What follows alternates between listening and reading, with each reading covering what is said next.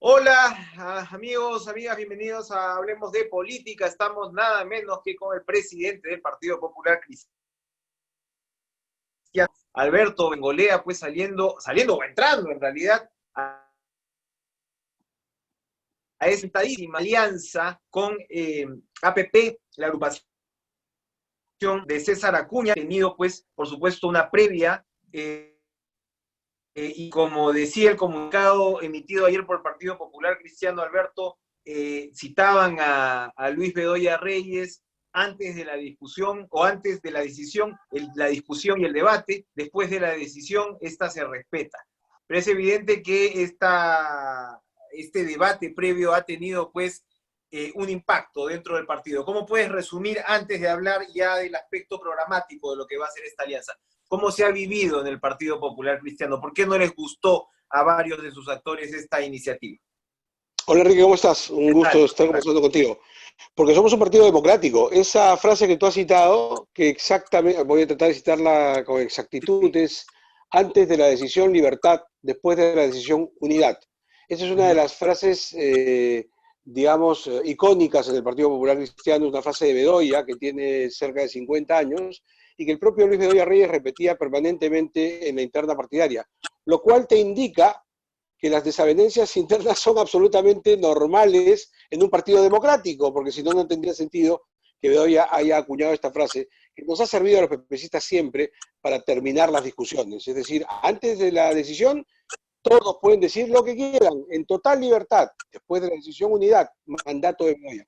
Y te repito, y con eso respondo a tu pregunta, ¿por qué a algunos no les ha gustado? Porque es normal. O sea, dentro de un partido político es normal que unos tengan favoritos en contra. Es normal. Cuando esto termina, todos asumen la posición y ya está. Ocurrió siempre en la historia del PPC. Y esto yo lo destaco como un mérito. Además, Enrique, discúlpame que lo diga, no tengo ganas de pegarle a nadie, pero esto nos distingue de otros partidos. En otros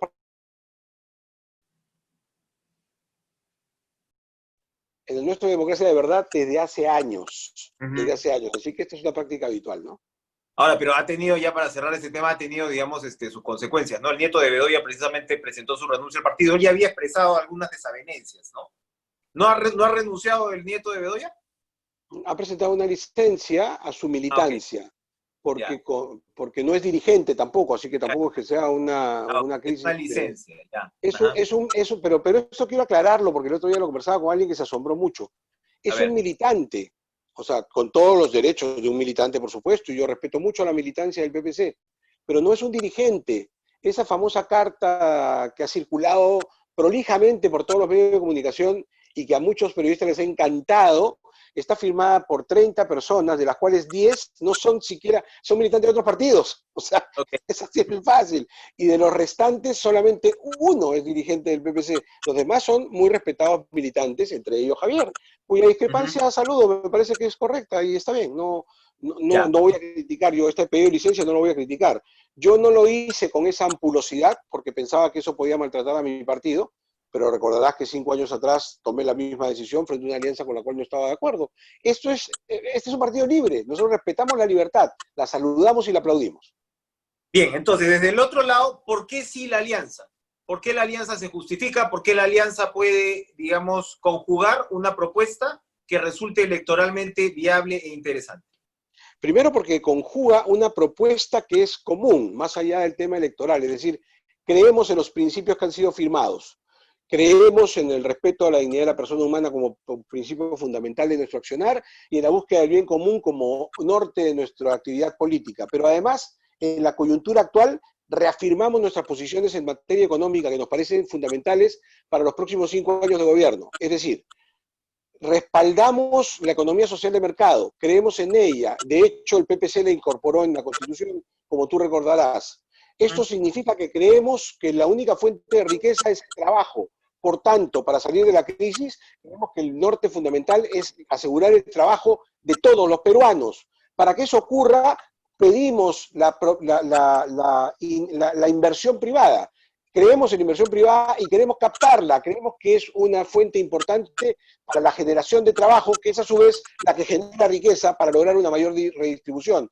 En estos principios básicos creemos, por tanto, la unidad es natural, está cantada en el documento que hemos escrito ante el Jurado Nacional de Elecciones. Estos principios de los que te estoy hablando están escritos. Son principios en los que crea PP, en los que crea el PPC, que están en el ideario del PPC y que ahora están en la piedra angular del ideario de la alianza y que están inscritos además y firmados. Así que eso para comenzar. Pero además hay un antecedente que yo he pasado mucho y estoy seguro que contigo también, Enrique. Lo resumiré porque ya lo he dicho también. En marzo de este año 2020 hubo un congreso del partido. Ese congreso del partido decidió nombrar así le llamó, el Directorio de Unidad Nacional, en donde hubo 9 dirigentes distinguidos del PPC. Y el encargo de esta directiva era buscar la posibilidad de hacer una gran plataforma electoral de centro. Entendió el Congreso del partido, que es la máxima instancia del PPC, que el drama de la política peruana es que traducía en ella los males de la patria. ¿Cuáles son? La dispersión, la pelea como modus operandi, la incapacidad de ponerse de acuerdo. Y entendía el Congreso del PPC que las próximas elecciones podían estar bajo el riesgo de las elecciones pasadas. En las últimas elecciones la dispersión del voto fue tal que quien ganó, ganó con el 11%. Venimos de un quinquenio que felizmente ya está terminando, en donde el presidente de la República fue forzado a renunciar, en donde el siguiente presidente tuvo que cerrar el Congreso, y en donde el nuevo Congreso quiso vacar al presidente. Y uno dice, ¿y por qué todo esto? Por la absoluta debilidad de las instituciones. ¿Y por qué se perpetúa esta debilidad? Porque a la hora de ir a las elecciones se presentan un montón de candidaturas y nadie tiene respaldo fuerte, no hay legitimidad. Mira, Enrique, yo quiero que la gente abra los ojos. El Perú, al lado de Bolivia y de algún otro país, creo que Ecuador y algunos países de África y de Asia, presenta en sus elecciones presidenciales 25 candidatos. O sea, esto es absurdo. Tú vete a las democracias más avanzadas, Estados Unidos, España, Francia, o vete acá en América Latina, Chile o Colombia, son 2 candidatos, 3, 4. En el Perú son 25, y a la gente le parece que está bien. Cuando tú caminas en la calle, la gente te dice, salte de ese partido, haz tu propio partido. La gente cree que eso es bueno, eso es malo, eso es pésimo, porque lo que hace es que divide el voto. Y en el caso concreto del sector que el PPC cree representar, es el que nosotros llamamos el centro de la cancha, en donde están, voy a mencionar a varios, centro derecha, centro izquierda, no importa, los moraditos, Acción Popular, APP por supuesto, ahora Forsyth, De Soto, Sillonis, y siguen firmas, Somos Perú, todos estos partidos que son de centro, ¿no es cierto?, se están enfrentando a una posición extrema por la derecha y a una posición extrema por la izquierda, y a otra posición extrema por el lado populismo que no se decanta por ningún lado. Entonces, si en lugar de ir todos juntos, porque somos la mayoría en el Perú, la mayoría en el Perú es de centro, la mayoría en el Perú no quiere extremos, detesta los extremos. Si nos juntásemos, el país tendría una fórmula de solución. En lugar de eso, insistimos en dividirnos. Entonces, nos dividimos en 10 opciones y terminan ganando los extremos. Ya el Perú ha estado frente a una elección de segunda vuelta que la gente decía en la calle, qué barbaridad, ¿cómo le decían? Entre el cáncer y el SIDA. ¿Te acuerdas? Bueno, eso es culpa de nosotros, eso es culpa nuestra, porque en lugar de alentar que los partidos se junten, alentamos a que los partidos se dividan. La legislación peruana está hecha para que los partidos se dividan. El votante peruano quiere que los partidos se dividan y la dispersión del voto nos mata. Entonces, en esta búsqueda de meses que hemos tenido en el PPC, no hemos encontrado, lamentablemente, lo digo con pena, interlocutores que tengan esta misma idea. Los interlocutores que normalmente hemos tenido, todos querían ser ellos, ir solos porque ellos van a salvar a la patria. La misma idea tonta que ha hundido al Perú en los últimos años se mantiene. Solamente hemos podido llegar al final de la carrera y en el camino hubo sí 2 interlocutores válidos, quiero decirlo, Fernando Sillonis y Renzo Reyardo, que tenían el mismo discurso, pero no se llegó al final con ellos por diferentes circunstancias que no viene al caso ahora mencionar, y sí se llegó con César Acuña a este final del camino, con los mismos ideales, con las mismas consignas, y por eso estamos muy contentos de esta alianza. Es coherente formar alianzas, estoy de acuerdo con usted y así debería ser. Ya digamos que los ingredientes puedan tener críticas hacia uno o hacia otro lado es otro tema. Pero la pregunta va hacia, bueno, ¿cómo se arma la lista entonces ahora? Ustedes son alianzas de verdad, porque los dos tienen inscripción. No es un tema que uno se suma, como ha pasado con el Partido Morado, digamos, ¿no? Que se suman actores sin inscripción. Ustedes tienen la inscripción. ¿Cómo se reparte la lista? Créeme que es lo menos importante, pero te lo comenté esto en este momento, no te preocupes. Fue lo último en discutir, o sea, pero lo último de último. Primero Ya. discutimos cuáles serían los ideales de la alianza, es decir, el ideario de la alianza que está escrito en el Jurado Nacional de Elecciones. Luego de eso fijamos líneas programáticas, cuáles eran los puntos centrales. Nos pusimos de acuerdo que los puntos centrales iban a ser educación, salud y reactivación económica. Todo esto, por supuesto, con una mirada transversal anticorrupción y de seguridad ciudadana y demás. Pero digamos, los tres grandes propuestas es realizar la gran reforma que el Estado reclama hace 20 años en los sectores salud y educación. Y por supuesto, en este momento, la reactivación económica basándonos en los principios de la economía social de mercado. Ya en eso nos pusimos de acuerdo. Luego nos pusimos de acuerdo en cómo sería el gobierno de la alianza. Va a ser un directorio formado por 2 miembros de APP y por 2 miembros del PPC. En los detalles administrativos, y al final entramos al tema de las candidaturas. Y en el tema de las candidaturas, primero la plancha presidencial. Se acordó que el candidato presidencial sería de APP. Ok. Llegado a ese acuerdo, lo que de inmediato siguió, y esto fue a pedido expreso mío, es que el primer vicepresidente, que en este caso por ley tiene que ser mujer, sea de APP. Y te respondo por qué, porque eso me lo habrás escuchado en entrevistas pasadas. Yo creo que el candidato a presidente debe poner su candidato a vicepresidente. Así como creo que el candidato a alcalde debe poner a su candidato a teniente alcalde y el gobernador a teniente gobernador para evitar las serruchadas de piso que vemos normalmente en el Perú, lamentablemente, ¿no? Lo que estamos viviendo ahorita nada más. El presidente y el vicepresidente dicen, no, yo quiero ser presidente. Eso hay que evitarlo. Dicho eso, lo siguiente salió también muy fácil. Eso lo discutimos en 30 segundos. Es decir, ok, si el presidente es tuyo y yo digo que el primer vicepresidente también lo sea, el segundo es del PPC. Entonces, primera respuesta, la segunda vicepresidencia es para el PPC y le corresponde por ley a un varón. Ya está. Las candidaturas al Congreso se han dividido de manera tal que no lo tengo en la cabeza, Enrique, pero me parece que estamos hablando de 40 candidaturas más o menos al Congreso. Me Para el parece que PPC. eso es. Ajá. Ok. Para el PPC. Y, digamos, con una alternancia para poder tener seguridad en puestos menos Sí, importantes. digamos, Arriba. en verdad los números no están en relación a paridad, que no me parece que esa sea la razón, sino en función a meritocracia. O sea, si ya somos alianza, que entre la meritocracia a medir, seguramente Bien. en algunas regiones no nos irá bien, seguramente en otras sí. O sea, no tengo duda, por ejemplo, que en Lima y en Arequipa la lista la va a encabezar el PPC. En otras regiones, probablemente no, o sea, por ponerte algunos casos, ¿no? Perfecto. A ver, ahora el tema es así, la pregunta pues a boca de jarro. ¿Cómo van a hacer de Acuña un candidato potable? ¿Qué tan potable va a ser Acuña? Acuña es un personaje con sus controversias que ya las conocemos, no las vamos a repasar ahora, pero ¿cómo Alberto Bengolea va a creer en un César Acuña como un candidato que realmente puede llegar a ser presidente del Perú? Cuéntemelo. Lo primero que te digo es que César Acuña hoy no es el candidato. O sea, Ajá, el candidato es el que designe a PP. Me ya. parece que los plazos se vencerán próximamente. Ahora, todo el mundo sabe, ¿no es cierto?, que el candidato natural de APP es César Acuña, así que es lo más probable. Pero quiero partir con esta precisión jurídica que me parece muy importante. Aquí nosotros no hablamos de personalidades. Le corresponde a APP, correcto. Me permito reorientar la pregunta. Si el candidato fuera César Acuña, que todo parece así indicarlo, ¿qué pienso yo de él? Pues, a ver, mira, en Lima, perdón que te lo diga así, en Lima y en algunos otros lugares, estamos pues acostumbrados a pensar que el presidente debería tener determinadas características que ciertamente no ayudan mucho. Yo creo que debería tener otras. Y las enumero, si me permites. Creo que el próximo presidente del Perú debe tener una primera gran condición. Por supuesto que debe ser una persona honesta, todo lo demás. Pero digamos, ya hablando de las condiciones para el trabajo, debe ser una persona competente en la administración. Es decir, alguien con probada trayectoria administrativa exitosa. No necesitamos un mal administrador, necesitamos un buen administrador porque es una papa caliente hoy día el Estado peruano.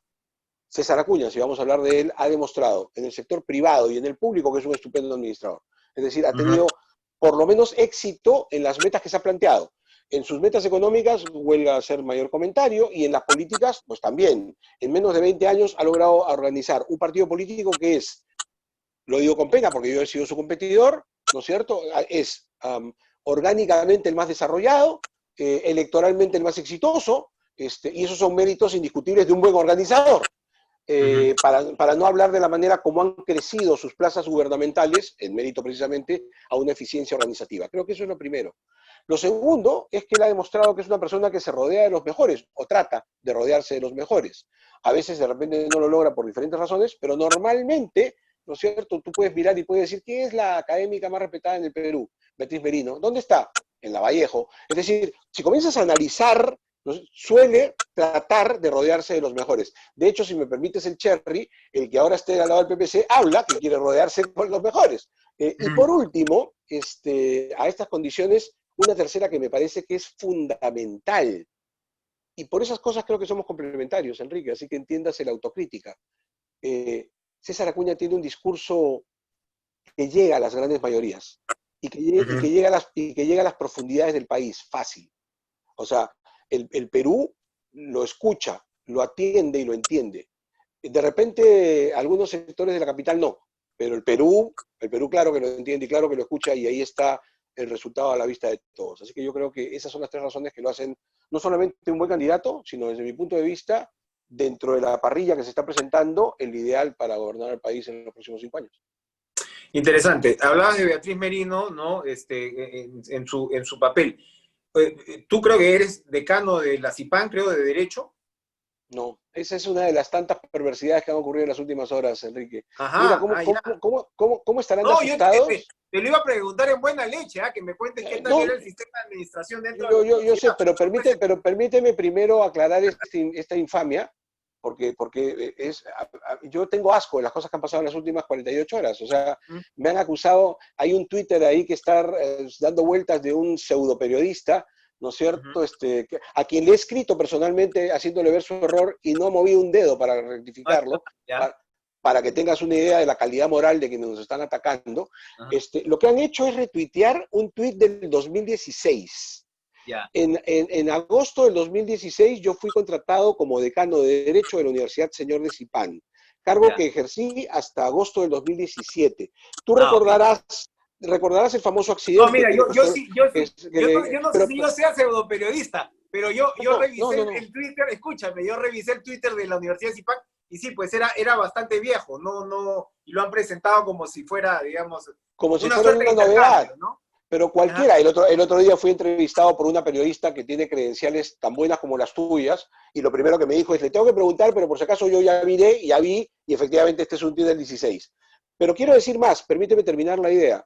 Para que la gente recuerde, ¿te acuerdas de mi accidente que casi me cuesta la vida, que fue, sí, claro. noticia? Acuérdate que falleció el rector de la CIPAN. Sí. Estábamos en una comisión de trabajo. Bueno, de ese entonces es el Twitter. De esa época. Pero lo segundo que tengo que decir, para terminar de levantar esta basura que están tirando por la red, es que la Universidad Señor de Zipán no es de César Acuña, pues, es de Rosa Núñez. Rosa Núñez es la ex esposa de César Acuña. Y yo no voy a revelar interioridades, pero creo que todo el país más o menos sabe cuál es la relación entre esos ex esposos, ¿no es cierto? Eso fue la Guerra de los Roses. Así que no hay nada que ver. Yo nunca he sido empleado de Acuña, ni lo voy a hacer, ni tengo un contrato de trabajo, ni nada. Eso es una mentira del tamaño de una casa. Esperemos que la alianza entonces sea un matrimonio más armonioso, en todo caso. Esperamos, eso sí, espero. Pero lo último que le quería preguntar es, bueno, estamos en esta circunstancia tan complicada, en fin, la pandemia, este quinquenio que usted señala bien, por suerte ya está terminando, ¿no? Con este enrarecimiento político, esta degradación institucional que hemos vivido realmente en el relacionamiento entre el Ejecutivo y el Legislativo. Y ahora el presidente Vizcarra está en problemas. Ahora el presidente Vizcarra está en una situación delicada. Hay quienes se sorprenden de alguna manera que el actual Congreso, que tan pirotécnico resultó también, no se haya apresurado, por ejemplo, con el tema de la vacancia. Pero cualquier cosa puede pasar. ¿Cuál debería ser el desenlace de aquí a abril o a julio, en todo caso, con respecto al presidente de la República? ¿Se debe quedar en su puesto, estar al frente y poder comandar esta transición y que luego responda a la justicia? ¿Esa debería ser, en todo caso, la secuencia? A mí me parece que sí. Mira, Enrique, y yo sé que hay un montón de promotores de la justicia, que yo siempre he dicho, el Perú actual se parece mucho a la Francia revolucionaria, ¿no? De 1780 y pico. Felizmente nosotros no tenemos guillotina, felizmente. ¿Sabes las cabezas que hubieran? No, porque nos mataríamos unos a otros y después nos daríamos cuenta que no era verdad. Hoy nos metemos a la cárcel unos a otros en el Perú por quítame esta paja. ¿Cuántos inocentes hemos visto desfilando? Y después, ¿quién le responde esos días perdidos, el honor mancillado, el llanto de sus hijos? O sea, acá no importa, acá la política la hemos trasladado a tribunales y te acusan penalmente por todo.